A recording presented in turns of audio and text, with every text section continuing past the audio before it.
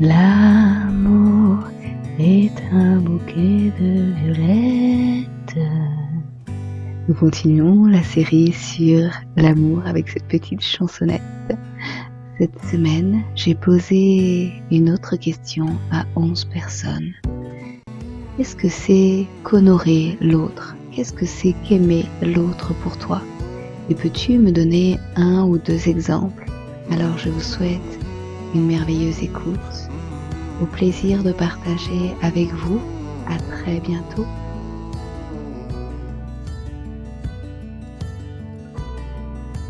C'est une manière de célébrer la présence de l'autre dans sa vie. C'est un équilibre à trouver entre la manière dont l'autre souhaite être célébré et la manière dont nous, on sent de célébrer ou d'honorer. On ne doit pas à tout prix s'adapter quand on veut donner à ce qu'on pense que l'autre voudrait recevoir, parce que ça manque après d'authenticité ou de soi. Et en même temps, on ne peut pas non plus se permettre, à mon sens, de donner et de célébrer l'autre d'une manière dont il ne le souhaite pas.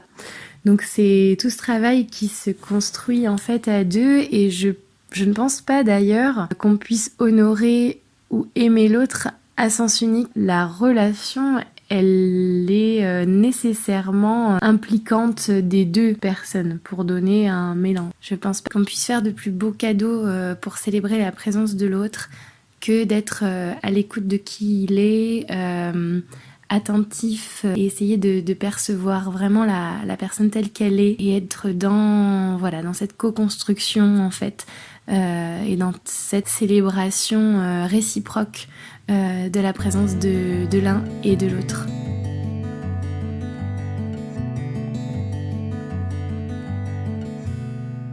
C'est l'accepter pleinement dans ses différences et sans projeter sur cette personne des attentes qui me sont propres. C'est aussi être capable de créer cet espace pour que cette personne puisse s'exprimer librement, en toute transparence, sans la peur du jugement que je pourrais porter sur elle. C'est avoir cette écoute attentive, pleine d'amour, qui permet au cœur de s'exprimer. Par exemple, c'est quand je prends le temps à minuit d'appeler ma copine, ma petite amie qui est à l'autre bout du monde, quand je sais que ça va pas très bien et que moi, je n'ai qu'une seule envie, c'est d'aller dormir. C'est apporter cette présence, c'est apporter cette attention à l'autre et de considérer l'autre pleinement, dans sa globalité, comme un être qui a toute sa place et qui a tout le droit à l'écoute et à ce qu'on s'intéresse pleinement et sincèrement à lui.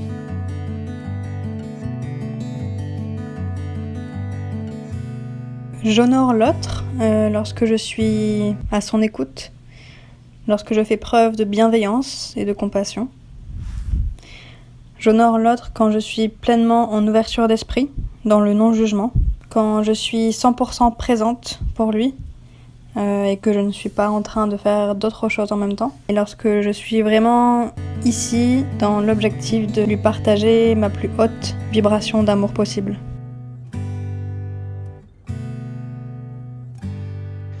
Honorer la personne que j'aime, c'est d'abord la regarder dans les yeux. Voilà, ça c'est très important. Lui parler dans les yeux, lui parler vivement, simplement, parler de tout, sans tabou, sans limite, toujours dans la bienveillance. Voilà, ça pour moi, c'est honorer la personne que j'aime. La personne que j'aime, c'est mon amoureuse, mais ce sera aussi mes amis, les vrais amis sur lesquels on peut compter, ceux qui téléphonent quand on n'est pas bien. Donc, honorer ces personnes-là, c'est vraiment être franc, tout leur dire. Les défendre aussi quand ils sont pas là. Et à titre d'exemple, c'est être là autant par la parole, par le regard, mais aussi par le toucher. C'est toucher la personne, lui prendre la main, lui prendre le bras, la soutenir pour avancer ensemble.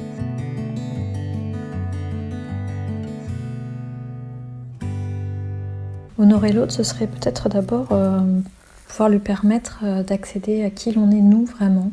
Donc lui dire notre vérité, lui témoigner de nos difficultés, nos limites, nos joies, etc. Et puis honorer l'autre, ça serait aussi pour moi lui permettre d'être totalement qui il est, en acceptant qu'il expérimente ce qu'il a expérimenté, même si on n'est pas d'accord, même si on ne perçoit pas les choses de la même manière dans cet accompagnement, mais en même temps en le laissant vivre ses propres expériences. Et voilà, c'est quelque chose par exemple que j'expérimente avec mes enfants. Je ne suis pas toujours d'accord avec les choix qu'ils opèrent, mais je les laisse expérimenter pour qu'ils puissent vraiment eux faire des choix en conscience au fur et à mesure. Ça passe déjà par des petites attentions quotidiennes. S'intéresser à elle, à sa journée, l'écouter réellement. C'est également tenir compte de ses goûts, de ce qu'elle aime, de ses envies. Alors, que ce soit pour des amis ou pour son conjoint, cela passe déjà et avant tout par un véritable comment tu vas. Parfois, essayer de se mettre à la place de l'autre aussi, pour mieux comprendre son point de vue et accepter les différences. Et pour moi, la confiance est également primordiale. Mais surtout d'avoir confiance à l'autre, car on sait qu'il essaiera toujours de faire ce qu'il y a de meilleur pour nous-mêmes. Dans la même lignée qu'effectivement s'honorer soi-même, c'est s'accepter tel que, en fait, avec beaucoup de bienveillance et l'accueil de soi, en fait, dans toutes ces dimensions. Je crois que aller honorer l'autre, c'est aller vers l'autre, c'est-à-dire que laisser autant de place à cet accueil, expliquer calmement des travers, des difficultés ou des choses qui grincent, mais sans juger, sans aucune malveillance, et aller vers l'autre, c'est justement l'accepter sans vouloir le changer, mais l'accepter tel qu'il est, l'accepter et lui laisser de la place, soutenir, contenir.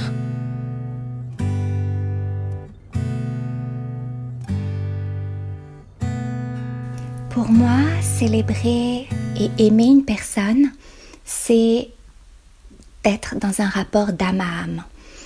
C'est communiquer avec son âme, prendre soin de cette essence de la personne.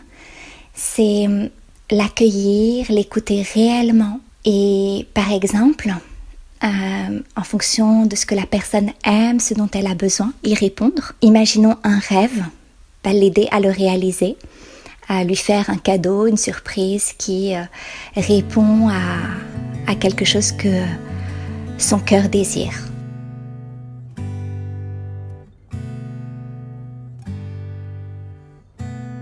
C'est le reconnaître dans sa toute-puissance, le laisser libre, le laisser voler là où il doit voler, partir s'il doit partir, lui dire qu'on est là s'il a besoin, qu'il sache qu'il peut compter sur nous, que quels que soient les événements, on sera là, pour lui, pour nous. C'est accepter l'autre tel qu'il est.